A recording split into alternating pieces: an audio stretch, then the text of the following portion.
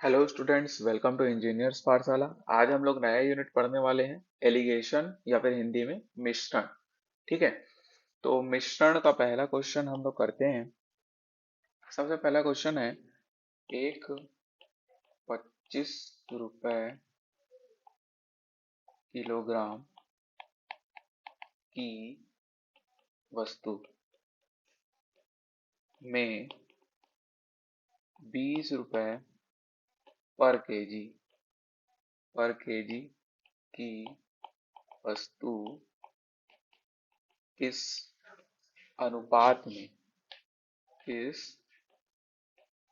अनुपात या रेशियो में मिलाकर बेची जाए कि जो मिश्रण है उसका बाइंग प्राइस, मिश्रण का जो क्रय मूल्य है या फिर बाइंग प्राइस कितना हो जाए, बोल रहा है 22 रुपए पर केजी हो जाए। क्या समझ में आया कि एक 25 रुपए पर केजी की वस्तु को 20 रुपए पर केजी वस्तु के साथ मिला दिया गया। ठीक है। उसके बाद मिलाने के बाद वो कितने रुपए पर किलोग्राम में बेचा जा रहा है उसको, ये सॉरी बेचा नहीं जा रहा है, उसकी खरीदी मूल्य कितनी बन गई है, उसको कितने में खरीदा जा रहा है, 22 रुपए में खरीदा जा रहा है। तो पूछ रहा है कि वो 25 और 20 रुपए का जो वस्तु था उसको किस रेशो में मिलाया गया होगा कि उसका जो वैल्यू है, जो क्रय मूल्य है, वो कितना बन गया है, 22 रुपए बन गया है। ठीक है। तो ऐसा क्वेश्चन का सॉल्यूशन बहुत ही आसान होता है। देखना, इसका मैं डायरेक्ट ट्रिक बताता हूँ आपको। 25 रुपए पर केजी की वस्तु को 20 रुपए पर केजी की वस्तु में मिलाया गया और जिसके बाद वो बन कितना गया, 22 रुपए पर केजी का बन गया। तो उसमें हमको निकालना क्या है कि उसका रेशियो क्या होगा। अब देखो, 25 को 22 से माइनस करो 3 आएगा, 20 को 22 से माइनस करो 2 आएगा। अब देखो, प्लस माइनस का कोई टेंशन लेने वाली बात नहीं है, 20 को 22 से माइनस करो या फिर 22 को 20 से माइनस करो 2 आएगा बस। ठीक है। और यहाँ पर से 25 को 22 से माइनस करो या फिर 22 को 25 से माइनस करो, आंसर 3 ही आने वाला है। तो इस प्रकार से 2 और 3 मतलब इन दोनों के बीच में 2:3 का रेशियो में अगर हम लोग मिलाएंगे, ठीक है, मतलब क्या हुआ कि 25 किलोग्राम का वस्तु अगर मैं 2 केजी मिला रहा हूँ और 20 किलोग्राम का वस्तु अगर मैं 3 केजी मिला रहा हूँ, एग्जाम्पल है, तो वो कितना रुपए पर केजी का बन जाएगा, 22 रुपए पर केजी का बन जाएगा। ठीक है, रेशियो आपको समझ में आ गया और यही आंसर निकालना था आपको। इतना आसान क्वेश्चन था। देखे। चलो अब एक लेवल अप होते हैं, ऐसे ही क्वेश्चन रहेगा, उसमें थोड़ा सा आपको घुमा के पूछा रहेगा। तो ऐसे क्वेश्चन में आपको थोड़ा सा दिक्कत हो सकता है, लेकिन बहुत ही आसान क्वेश्चन ये भी होने वाला है। लिखना, 10 रुपए 10 रुपए पर केजी का राइस है या फिर चावल है, ठीक है ना।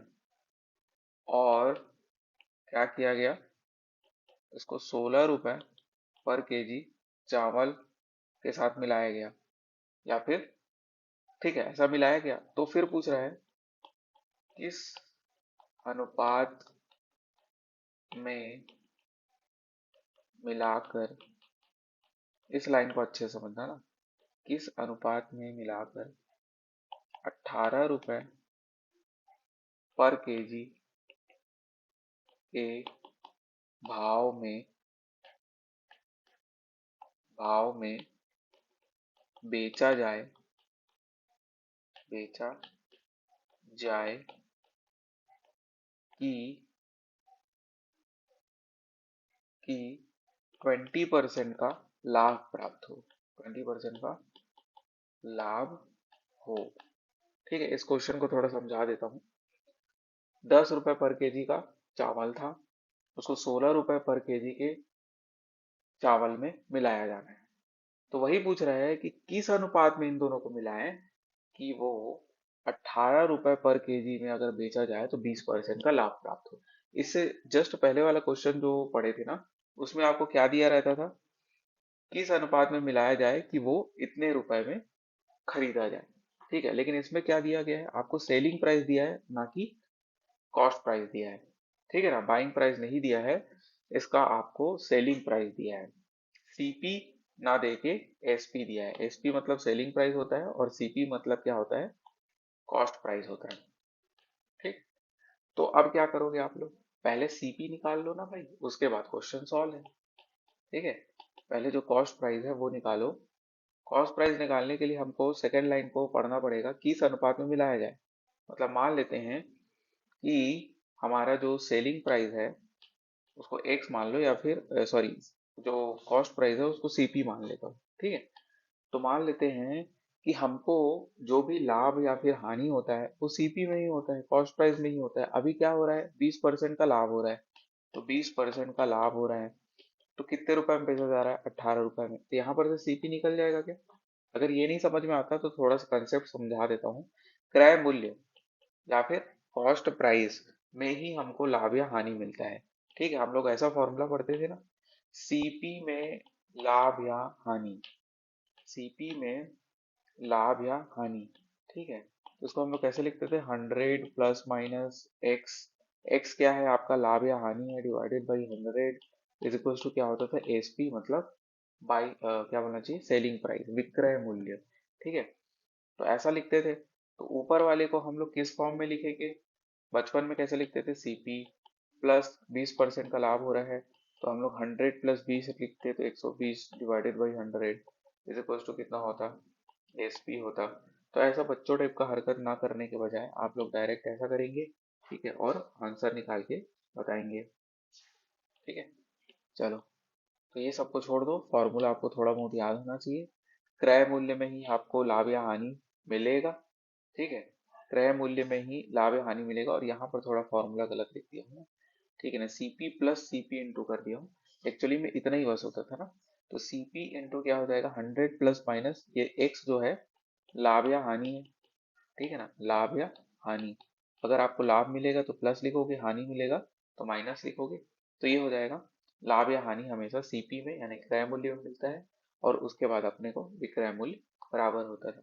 अरे ऐसे लिखते थे ना यार, क्रय मूल्य गुणित 100 प्लस लाभ या हानि, है ना, divided by 100 is equal to होता था विक्रय मूल्य। वही चीज तो बता रहा हूँ, कोई नया चीज है नहीं। चलो, अब देखो ऊपर में मैं इस इक्वेशन के हेल्प से सीपी निकाल सकता हूँ, जो कि आ जाएगा कितना, इसको पहले काट लो ना, 6×3 = 18, 6×2 = 12, और ये हो जाएगा 20×5 = 100, 5×3 = 15, मतलब सीपी कितना आ गया, 15 रुपए आ गया। ठीक है ना, सीपी कितना आ गया, 15 रुपए आ गया।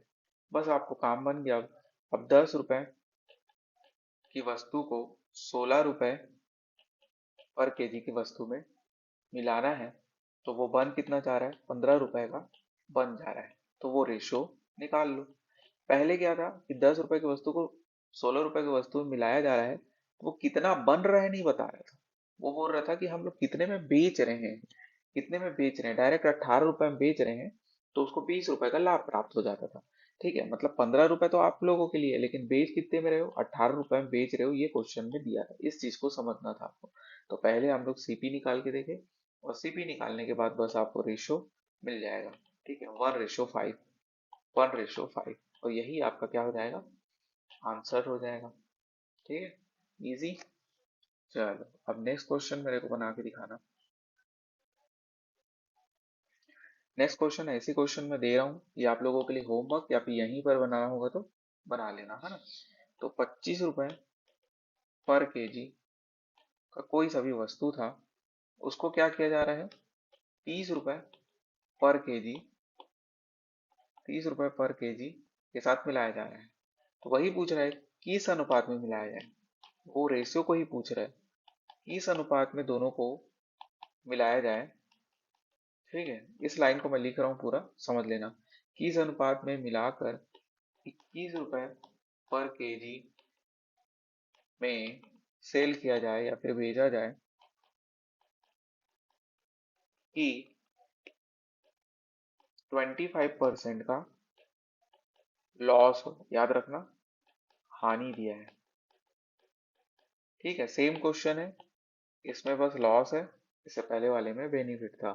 ठीक है, तो सबसे पहले तो मान लेते हैं कि सीपी में 25% का हानि हो रहा है, कितने में बेच रहा है, 21 रुपए में बेच रहा है, तो सीपी निकाल लो, 21 से ज्यादा ही आएगा, है ना। तो कितना आ जाएगा, 25 या 25 चौक, और ये हो जाएगा 4 एकम 4 दूनी 8, और ये हो जाएगा 3 7 चौक 28। ठीक है, तो ये आ गया सीपी। और उसके बाद फिर 25, 30 और ये 28 में आप लोग, मतलब कि 25 रुपए पर केजी का वस्तु अगर मैं 30 रुपए पर केजी वस्तु के साथ किस रेशियो में मिला रहा हूँ कि वो 28 रुपए बन जाए। अब क्वेश्चन ऐसा हो गया, तो ये हो गया आपका 2, और इधर आ जाएगा आपका 3, मतलब 2:3 आपका आंसर हो जाएगा। ठीक है, बन गया होगा आई थिंक आप लोगों से। ठीक है, चलो नेक्स्ट क्वेश्चन करके दिखा देना अगर बन गया तो। नेक्स्ट क्वेश्चन करना, दो वस्तु है, ठीक है, चलो ये वाला कर लेते हैं। किस मिश्रण, लिखना पूरा, किसी मिश्रण में, ठीक है, किसी मिश्रण के 72 केजी, 72 केजी में, मतलब कि वो टोटल जो आपके पास सॉल्यूशन है वो दे दिया गया है कि 72 केजी का है, में दो प्रकार, दो प्रकार के चावल हैं। ठीक है ना, दो प्रकार के क्या है, चावल है। तो चावल का रेशियो आपको दिया गया है 7:5 के अनुपात में मिलाया गया। ठीक है, मिलाया गया है। मिश्रण में पहला चावल कितने पर केजी कम मिलाया जाए कि जो दोनों का रेशियो है वो कितना बन जाए, सेवन रेशियो सी, सॉरी क्या बोल रहा हूँ, 7:5 हो जाता है या फिर होगा। ठीक है, तो मेरे को एक चीज बताओ, इससे पहले हम लोग रेशियो प्रोपोर्शन पढ़ चुके हैं, बस उसी कंसेप्ट का यूज होना है। ये तो एलिगेशन का ही क्वेश्चन नहीं है। ठीक है, एकदम आसान क्वेश्चन है। अगर रेशियो प्रोपोर्शन नहीं पढ़े हो तो उस यूनिट को पढ़ सकते हो, डिस्क्रिप्शन में मैं लिंक दे दूंगा, प्लेलिस्ट का लिंक दूंगा, उसमें आप लोग रेशियो प्रोपोर्शन खोल सकते हो। ठीक है, थंबनेल को देख के। खैर, हम लोग इसको सॉल्यूशन करके देखते हैं। पहले क्वेश्चन को पढ़ देता हूँ, आप लोग को समझ में आ गया होगा अभी तक। कोई सा भी मिश्रण है जिसका आपको दिया गया है अमाउंट 72 केजी का है, उसमें जो दो प्रकार के चावल है उसका रेशो 7:5 है, मतलब एक चावल अगर 7 केजी है तो दूसरा चावल 5 केजी है, ऐसा बोल सकते हैं अगर वो टोटल 12 केजी का होता है, लेकिन अभी 72 केजी का है। ठीक है, तो 7:5 के अनुपात में मिलाया गया है, तो मिश्रण में पहला चावल कितना कम मिलाया जाए, ठीक है, कि वो रेशो कितना हो जाए, 7:, 1 मिनट, 7:5 पहले भी था और अभी भी 7:5 पूछे। अच्छा, यहाँ क्वेश्चन में ना थोड़ा गलत लिख दिया हूँ, रेशो 7:6 हो जाए बोल रहा है, इसको भी 7:5 लिख दिया है ना। तो कितना कम मिलाया जाए पहला चावल की रेशो जो है बदल जाए, पहले 7:5 था, अब कितना हो जाए, 7:6 हो जाए। तो सबसे पहले तो यार मान लेते हैं ए और बी दो प्रकार का चावल है, ठीक है, दोनों में रेशियो 7:5 का है। ठीक है, तो पहले तो ए और बी चावल निकाल लो ना, 72 तो टोटल है।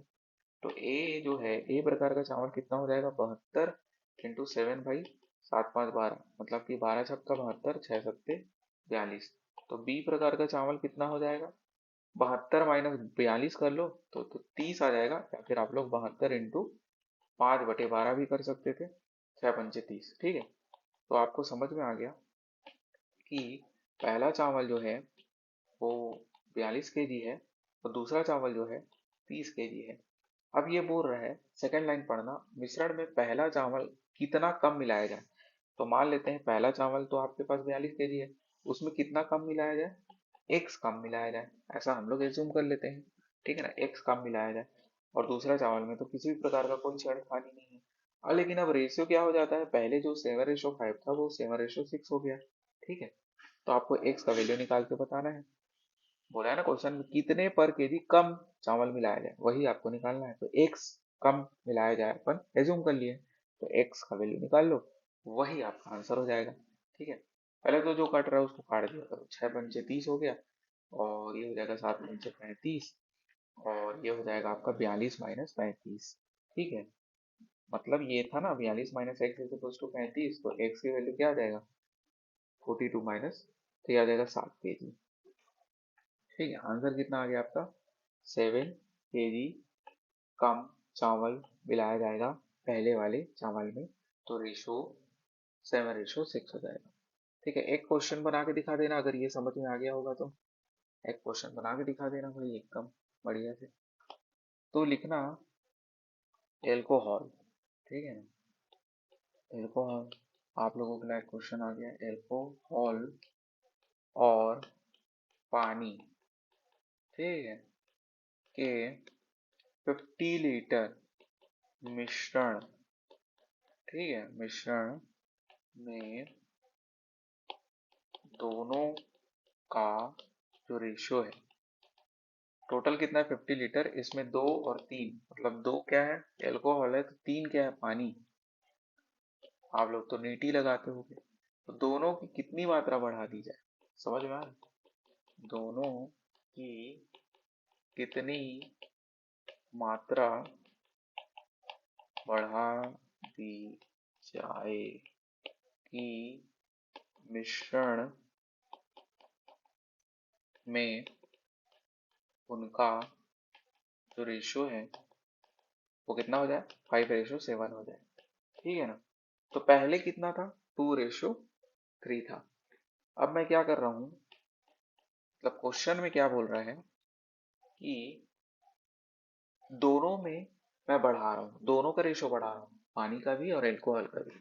तो पहले तो ये निकाल लो ना भाई एल्कोहल और पानी कितना है, क्योंकि टोटल तो आपको दिया गया है 50 लीटर है। तो 50 लीटर में जो एल्कोहल है, ठीक है, जो एल्कोहल है वो जो है 2 है, कितने में 5 में, मतलब ये कितना हो गया 20 हो गया ना, 20 लीटर एल्कोहल है, तो बचा हुआ जो है 30 लीटर वो क्या हो जाएगा वाटर हो जाएगा। एक मिनट, क्या हो जाएगा वाटर हो जाएगा। अब जब ये पता चल गया और मैं क्या कर रहा हूँ दोनों में बढ़ा रहा हूँ, कितना x बढ़ा रहा हूँ, ठीक है, पानी को भी बढ़ा रहा हूँ और एल्कोहल को भी बढ़ा रहा हूँ, तो रेशो 5:7 हो जाता है। अरे सेकेंड लाइन को पढ़ो ना, दोनों की मात्रा बढ़ा दी जाए, ठीक है, उसके बाद फिर मिश्रण का रेशो कितना हो जाता है 5:7 हो जाता है, तो दोनों की मात्रा को मैं बढ़ा रहा हूँ, कितना x बढ़ा रहा हूँ।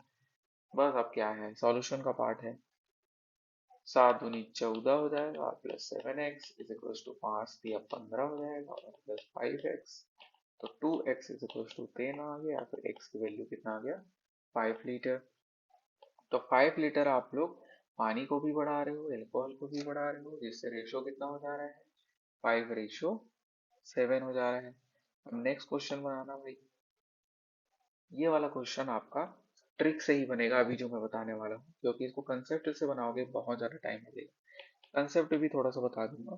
देखो, कोई सा भी बर्तन है, तो किसी बर्तन में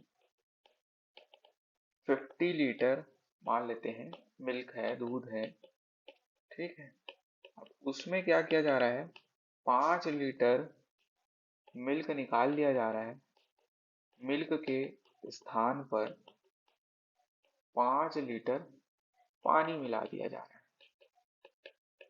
ठीक है, पानी मिलाया जाए और पुनः फिर क्या किया जाए, फिर से उस मिश्रण में 5 लीटर